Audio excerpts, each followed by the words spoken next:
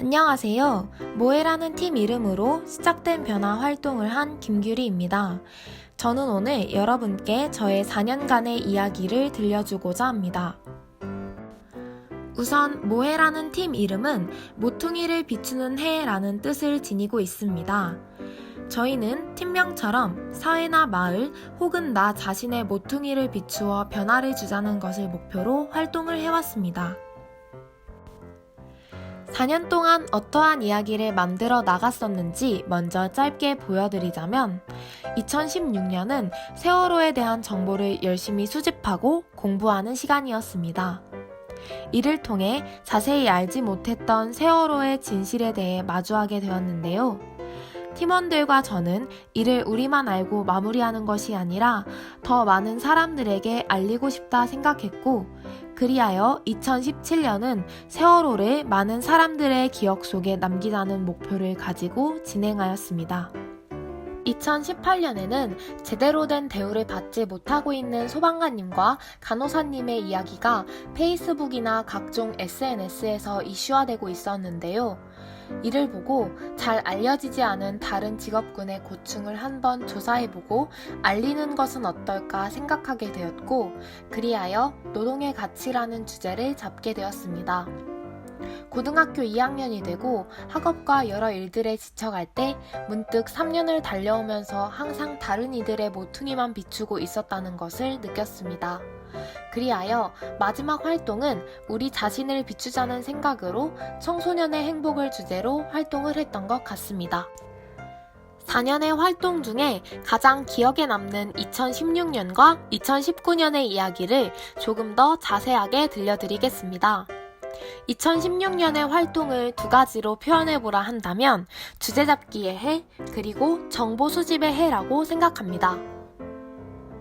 이 활동의 이름이 시작된 변화이다 보니 무언가 변화를 줘야 할 것만 같고, 또 봉사활동으로 들어가기에 누군가에게 혹은 어딘가에는 도움을 줘야만 한다는 생각에 묶여 주제 잡기가 몹시 어려웠습니다.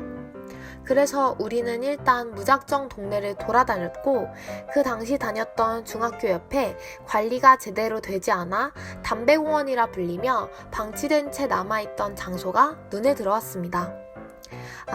그렇다면 이 공원의 분위기를 바꿔보자 라는 생각으로 주제를 간신히 잡았는데요. 하지만 이 주제로 본격적인 활동을 시작하기도 전에 이미 국가에서 저희가 하려 했던 행동을 추진해 나가고 있다는 소리를 듣고 김이 빠지기 시작합니다. 그러다 다른 팀이 위안부를 주제로 활동을 하고 있다는 소식을 접하게 되었고, 또 다른 사회 문제였던 세월호가 떠올라 팀원들과 이야기를 나누었습니다. 노란 리본을 많은 사람들이 달고 다니지만 이 리본의 의미가 무엇인지 우리도 잘 모르고 있고 많은 사람들도 모르고 있다는 것을 알게 되었습니다. 그래서 노란 리본의 의미가 무엇인지 알아보고 알리고 싶다라는 생각을 하게 되었고, 그리하여 최종적인 주제로 세월호를 잡을 수 있었습니다. 주제를 잡고 활동을 시작하기에는 우리가 알고 있는 정보가 너무 턱없이 부족하여 모일 때마다 활동실에 박혀 여러 책과 리플렛을 읽고 영화만 보았습니다. 하지만 이 활동은 앞으로 나아가고 있다는 느낌은 전혀 들지 않았습니다.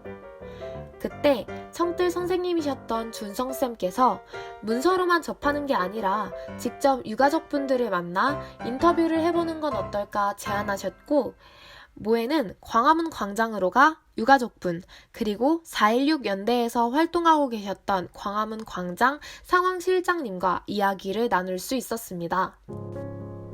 책으로 접했던 것보다 더 많고 무거운 이야기를 들었습니다. 그리고 우리가 모르고 있는 이야기가 훨씬 더 많다는 것을 알 수 있었습니다. 첫 인터뷰를 마치고 직접 안산에 가보고 싶다고 생각했고, 유가족분 덕분에 기억저장소 사무국장님과 연락을 할 수 있었습니다. 처음에는 달갑게 여기시진 않으셨지만 정말 열심히 장문의 문자를 보낸 끝에 방문 기회를 얻게 되었습니다. 기억교실이 이동하기 전에 마지막 모습을 직접 볼 수 있었고, 알려진 이야기와는 다른 그때의 상황들을 들을 수 있었습니다. 기업교실뿐만 아니라 합동 분향소도 방문했었는데요. 그 넓은 공간에 우리밖에 없다는 것은 점점 세월호가 잊혀진다는 게 느껴지게 해 기분이 참 오묘했던 게 생각납니다. 이렇게 직접 발로 뛰며 느낀 것은 그 영상으로 볼 때는 잘 이해되지 않았던 것들이 몸으로 부딪히고 실제로 경험하면 자연스레 공감하고 이해할 수 있었다는 것입니다. 2016년은 모든 것이 낯설고 신선하게 느껴졌던 해이자 활동했던 4년 중에 가장 멀리 그리고 가장 많이 돌아다녔던 시기였기에 아직까지도 인상 깊게 남는 것 같습니다. 이제 2019년의 이야기를 들려드리겠습니다. 앞에서 짧게 이야기했던 것처럼 3년을 쉼없이 활동하면서 한 번도 우리의 이야기를 다룬 적이 없었습니다. 늘 이번에는 가벼운 주제를 잡아보자 하였으나 팀의 특성상 언제나 계획했던 것보다 조금 더 깊게 들어가느라 활동이 가끔 힘겹다고 느낄 때도 있었습니다. 고등학교 2학년이 되면서 대입에 조금 더 가까워진 느낌이 들자 여러 스트레스가 쌓이고 활동을 깊게 들어가기에는 모일 수 있는 시간이 서로 너무 적어졌다는 것을 알았습니다. 그래서 마지막 활동은 우리의 모퉁이를 비추며 이 활동을 통해 바쁜 일상 속 잠시 쉴 틈을 가지고 진정한 행복이 무엇인가에 대해 찾아보자는 계획을 세웠습니다. 그리고 늘 만들고 싶었지만 시간이 부족해서 항상 포기했던 그림책을 만들어보자 이야기를 나누었던 기억이 납니다. 함께 모였을 때 서로의 고민을 들어주기도 하고 언제 행복한지 이야기를 나누고 함께 그 행동을 해보는 시간을 가졌는데요.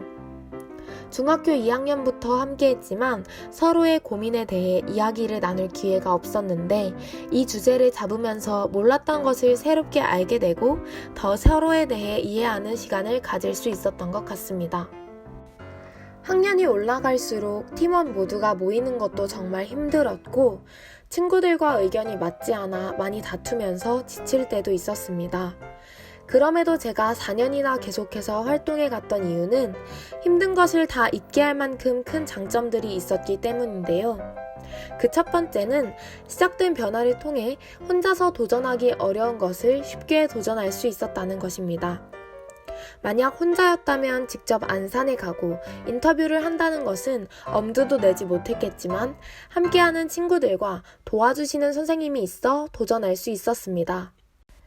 두 번째는 어떤 주제인가에 따라 다를 수도 있겠지만 인터뷰나 혹은 어떤 것을 알리기 위해서 많은 사람들을 만나야 하는데 이를 통해 사람들에게 쉽게 다가서는 법을 배울 수 있고 내 지인이 아닌 나와 생각이 다른 낯선 사람들의 여러 이야기를 듣게 되면서 넓은 시야로 여러 문제를 바라볼 수 있게 되는 것 같습니다.